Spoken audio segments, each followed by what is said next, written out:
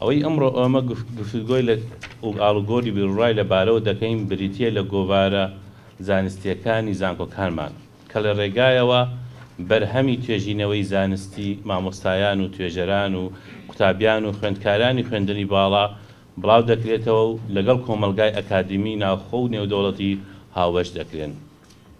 واتە گۆڤارەکانمان ئاوێنەی واقعی بەشدارکردنمانە لە بەرهەمهێنانی مەعریفە و دیاریکردنی پێگەی زانکۆکانمانە لە داهێنانی زانستی و گەیشتن بە وەڵامی پرسیارە زانستیەکان.